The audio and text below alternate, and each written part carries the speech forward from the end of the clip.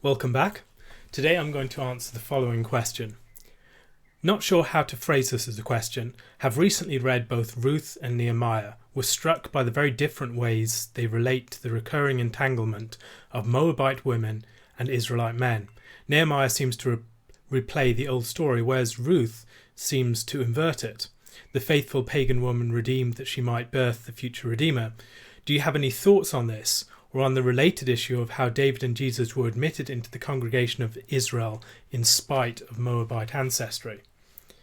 Good question, and a very interesting one. It has an interesting train of biblical theology that opens up. Well, first of all, it's worth thinking about where the Moabites came from. They were descended from Lot following the destruction of Sodom. I'll read from Genesis 19:30 following.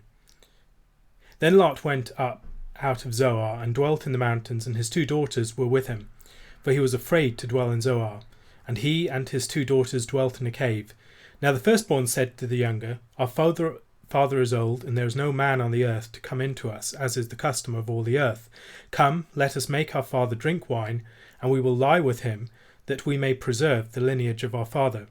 So they made their father drink wine that night, and the firstborn went in and lay with her father.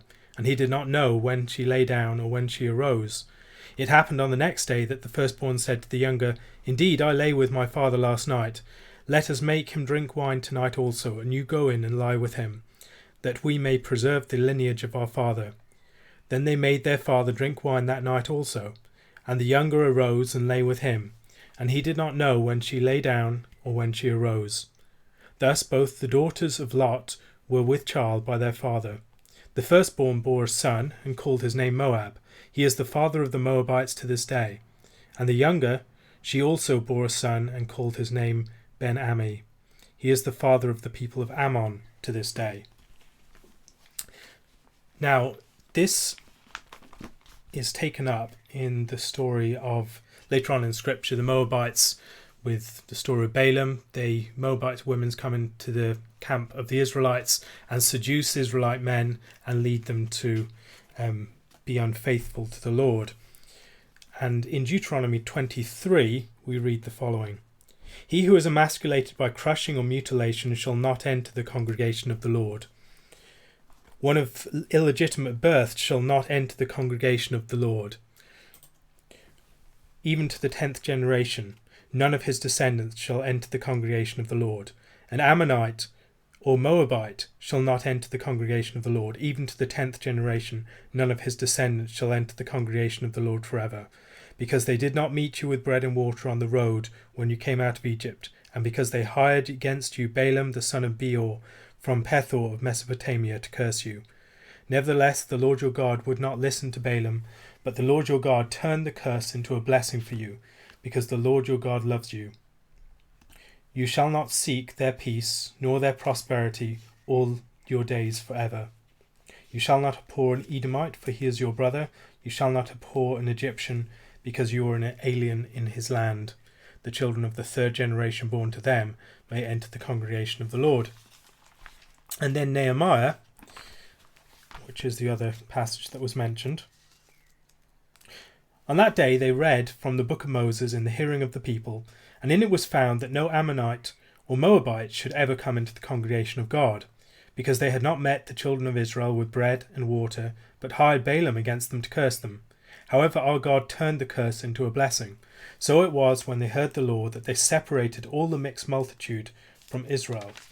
And then later on, in those days I also saw Jews who had married women of Ashdod, Ammon, and Moab, and half of their children spoke the language of Ashdod, and could not speak the language of Judah, but spoke according to the language of one or the other people. So I contended with them and cursed them, struck some of them and pulled out their hair, and made them swear by God, saying, You shall not give your daughters as wives to their sons, nor take their daughters for your sons or yourselves. Did not Solomon, king of Israel, sin by these things? Yet among many nations there was no king like him, who was beloved of his God, and God made him king over all Israel. Nevertheless, pagan women caused even him to sin. Should we then hear of your doing all this great evil, transgressing against our God by marrying pagan women? And so there's a thread in Scripture of biblical theology related to this. And Ruth is a Moabitess. She's married by Mahlon, if I remember correctly. She's the wife of Mahlon, and she later allies herself to Naomi and then marries Boaz. Now the passage, the book of Ruth, treats this as a very positive thing. It treats this as a positive story of a Moabite woman marrying an Israelite, or two Israelite men, although the marriage to Mahlon is not discussed in the same way. It's seen as a positive event, this union of Boaz and Ruth. So what is going on here? Is this to be seen as in conflict with the story of Nehemiah and with the rules of Deuteronomy? Well, it's worth noting that the book of Ruth is very much aware of the commandments of Deuteronomy. The whole law of the Levirate is something that's referenced within this context, and it goes back to Deuteronomy 23 or to Deuteronomy 25, which is just 2 chapters later after this passage concerning the Moabites and Ammonites and the congregation of Israel. So it's not as if the author of Ruth is unaware of this law, we must presume. He knows this law. He plays off the background of Deuteronomy and the case law there. I believe he does this in a number of different ways, not least by the emphasis upon the uncovering of the feet of Boaz. That's a play on the uncovering of the feet of the ox that treads out the grain. So the ox treading out the grain is the one who raises up seed, as it were. The unmuzzled ox that treads out the grain is the one who raises up seed for the dead brother and has the usufruct of the brother's property for that period of time. And so with his feet uncovered, he is treading out the grain on the threshing floor with Ruth at his feet. And the symbolism there is that of the threshing floor, that of the ox, who is Boaz, treading out the grain. And then he delivers to Ruth at the end of that particular episode. He delivers a big container of grain. He gives her lots of grain that she holds in front of her, like a pregnancy. And so there's various literary themes and things going on within that passage that need to be attended to. Within the story of Genesis, there are further things to pay attention to. First, the story of Moab, or the birth of Moab and Ammon.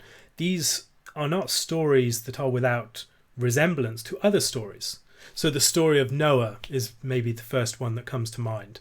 After the great disaster of the flood, Noah gets drunk and Ham, his son, comes in and uncovers his nakedness to the other brothers who come in and cover him up. Now he's judged as a result of that. And the same themes of drunkenness and uncovering nakedness, these are the themes that occur within the story of Lot and his daughters. But there's another story that comes to mind, or should come to mind, and that's in Genesis 38 with Judah.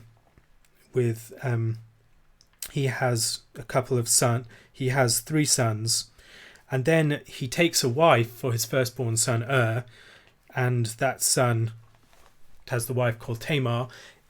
Dies, and then the younger son takes Tamar, but does not raise up seed. He rejects the duty of the Levirate, and he is judged by God. And then Tamar is told by Judah to remain a widow, and he doesn't actually provide her with another son to raise up seed for the dead husband And so what she does is she disguises herself as a prostitute and has relations with Judah himself. Now again, this is a perverted sort of relationship, much as we see with Lot and his daughters. This is not a proper relationship. It's an inappropriate relationship, a form of adultery, among other things, and then also a form of incest. And at the end, there's this reveal, when it is revealed that Judah has actually slept with Tamar, and that Tamar, although she has been presumed to be playing the harlot, that she has actually used deception to sleep with her father-in-law so that she might have seed for the husband that has died. And we read at the end of the story. Now it came to pass at the time for giving birth that, behold, twins were in her womb. And so it was, when she was giving birth, that the one put out his hand, and the midwife took a scarlet thread and bound it on his hand, saying, this one came out first. Then it happened, as he drew back his hand, that his brother came out unexpectedly. And she said, how did you break through? This breach be upon you. Therefore his name was called Perez. Afterward his brother came out, who had the scarlet thread on his hand, and his name was called Zerah. Now this background is significant because the book of Ruth is playing off the narrative of Genesis with the story of the Moabite, and it's also playing off the background of the law of Deuteronomy. Now a few things to pay attention to here. That the law in Deuteronomy did not just affect Ammonites and Moabites, it also affected illegitimate children. And illegitimate children are children such as Perez and Zerah, the children of Judah. And so Judah has a problem, and Moab and Ammon have a problem. The sons of Judah cannot enter the congregation until the 10th generation, and the sons of the Moabites and the sons of the Ammonites have the same problem. So there is this twofold problem. The problem of the Ammonites and Moabites, and the problem of the Judahites. And this story of Ruth is dealing with both of them together. Now, as you read the story of Ruth, what you'll notice is there's a plot that takes place. There's a trick that's played. And that trick is played upon the man who is the nearest potential kinsman redeemer. Ruth and Naomi have formed a bond. Ruth has allied herself with Naomi, and this is a key passage for thinking about the differences between the case of the women in Nehemiah and the woman Ruth. Then they lifted up their voices and wept again, and Orpah kissed her mother-in-law, but Ruth clung to her. And she said, look, your sister-in-law has gone back to her people and to her gods. Return after your sister-in-law. But Ruth said, entreat me not to leave you, or to turn back from following after you. For wherever you go, I will go, and wherever you lodge, I will lodge. Your people shall be my people, and your God my God. Where you die, I will die, and there will I be buried. The Lord do so to me, and more also, if anything but death parts you and me. When she saw that she was determined to go with her, she stopped speaking to her. Now, this is an important distinction between the women in Nehemiah and Ruth. The women in Nehemiah were still embedded within Moabite and Ammonite culture. They were still speaking the language. They were still serving the foreign gods. Whereas Ruth allied herself with Israel. She converted. Israel was never a sort of ethnically pure society. That's not what the covenant was about. The covenant was about a faithful allegiance to God. It was based around the children of Israel, but it was also a nation that had a mixed multitude that had become part of that, had become knit into the nation. And so as we see the Israelites leaving Egypt, they left with a large multitude of people who came from other backgrounds, who became part of that nation, who became part of the tribes, who knit into the wider society. And this is important to notice, first of all, because it pushes back against a sort of theory of Israelite ethnic purity as the foundation of the nation, but it also pushes back against the idea that people were held out purely on the basis of their ethnicity. Someone like Ruth, who converted to serving the God of Israel, was someone who was allowed to participate in its life. This was not the same thing as someone who was taken from outside and only came to assimilate over many generations. This is a different sort of case. And so Ruth is someone who converts, and she's not like the Moabite women that we see within the other stories. So what else is taking place here? What else we see is that Ruth plays the part of the Moabite. She comes to Boaz by night when he's asleep and lies down next to him at his feet. There are sexual overtones to this passage. There are themes that are suggestive. She uncovers his feet, and feet can occasionally be used as a euphemism.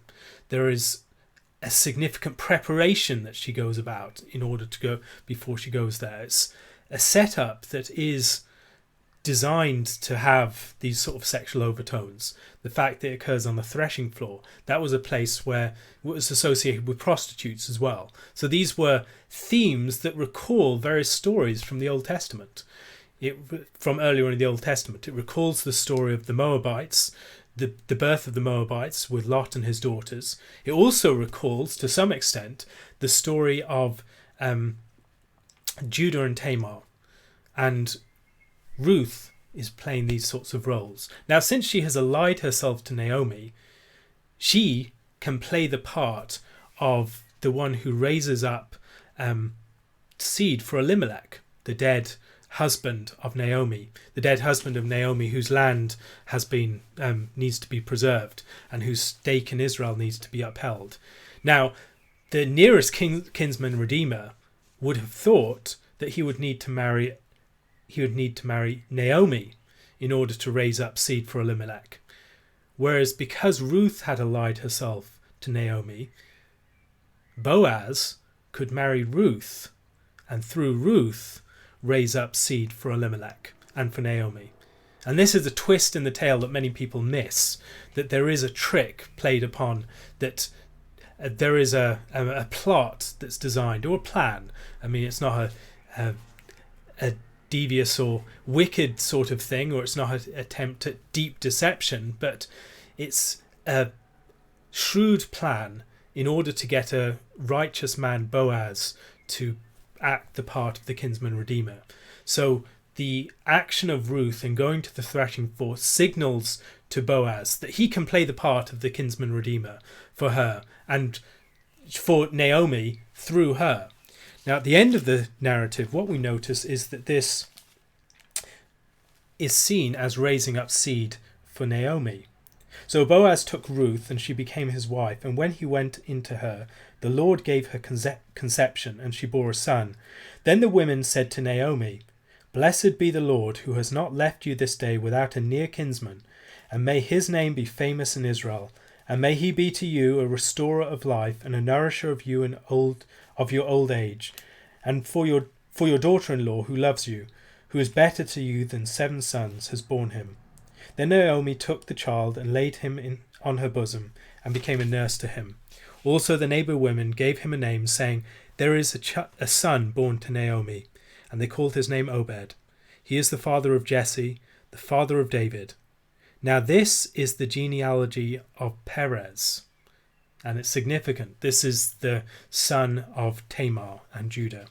Perez begot Hezron, Hezron begot Ram, Ram begot Aminadab, Aminadab begot Nahshon, Nahshon begot Salmon, Salmon begot Boaz, and Boaz begot Obed, Obed begot Jesse, and Jesse begot David. And so we see these themes, the theme of the Moabite, who was held outside of the congregation of Israel for 10 generations, and we see the Israelite, the Judahite who, as a result of the sin of Judah and Perez and Zerah being sons born out of wedlock, that they are out of the congregation of Israel for 10 generations, according to the law of Deuteronomy. And so if you look at this genealogy, you have Perez, Hezron, Ram, Aminadab, Nahshon, Salmon, Boaz, Obed, Jesse, David, number 10. And so David is the 10th generation who comes after that act. And so this is a story of how God sets right what was set wrong.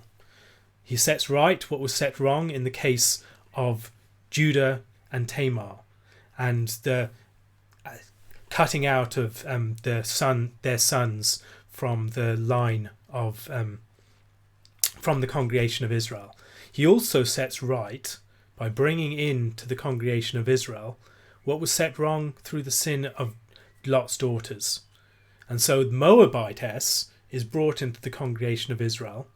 The one who, like Lot's daughters, is someone who comes to someone by night when they're unawares and has this meeting with them that has sexual overtones. But this time it's a reversal of that theme. It's taking what was set wrong and setting it right. And so the story of Ruth is a story of God mending what was broken. It's a story that takes the foundation of the law, the structure of the law, and shows how grace and God's purpose operates within the structure of that law. It shows how the shrewdness of two women can be used to achieve a righteous and a good result within the structures provided by the law.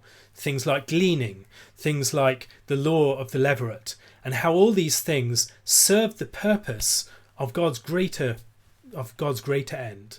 That the end of that story is the birth of David. And that story naturally leads us. It's the bridge between the story of the judges and the story of the birth of the kingdom, as we see 1 Samuel starting immediately after that. So I believe the differences, answering the question, the differences are primarily because of the conversion of Ruth, that Ruth has allied herself to Naomi. She has identified herself with Naomi. She has turned her back upon her people, and she has become one of the people of Israel. She is not identified as one from outside of the people, but rather has become an Israelite. She has taken on the God of Israel as her God, and she has converted. Whereas in the case of the Moabites in Nehemiah, we see that there is no conversion there at all.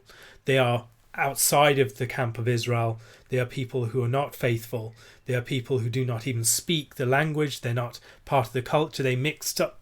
Some of them are speaking the language of Ashdod, others are speaking the language of Israel. And so these are not people who have turned to the God of Israel, become part of that people like Ruth did, but rather there's a sort of syncretism that is occurring there. And so there's a different sort of situation. And so the generations after them would suffer as a result of that original sin. They would not be made part of the congregation of Israel. That doesn't mean they wouldn't be part of Israel's more general life, but they wouldn't be part of the ruling congregation. And so they wouldn't be able to be king, for instance. So David can only become king because he's the 10th generation after the sin of Judah with Tamar. So as we look back through these genealogies, and as we relate them to the story of Ruth and the stories earlier in Genesis of the birth of the Moab and the birth of Perez and Zerah through Tamar and Judah, we can see the structures of the law and we can see the trains of God's redemption both at work. And when we get to the New Testament, these things are seen too, particularly in Matthew 1, where both Boaz and Ruth, where Tamar and Judah are mentioned, and where Boaz and Ruth are mentioned alongside Rahab and other characters like that. These people who are brought into the nation, who become part of it, who convert to the people of God. But also the ways that the broken threads of history are set right. How God restores what went wrong. How God repairs the damage of these two peoples. The two peoples with their sort of paralleled history.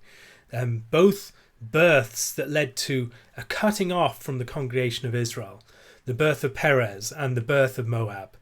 And in both cases in the book of Ruth, these two peoples are brought back into the congregation in the story of in the birth ultimately of David. And David represents these two peoples brought together and brought into the congregation of Israel, that God has set right the sins of Judah and the sins of Lot. And now he has restored and brought goodness and blessing out of what man had done wrong. And so I think there are great themes of grace here, themes of grace that are not just a matter of jots and tittles of laws, but a matter of God's redemption and how that plays out in history. I hope this helps to answer your question.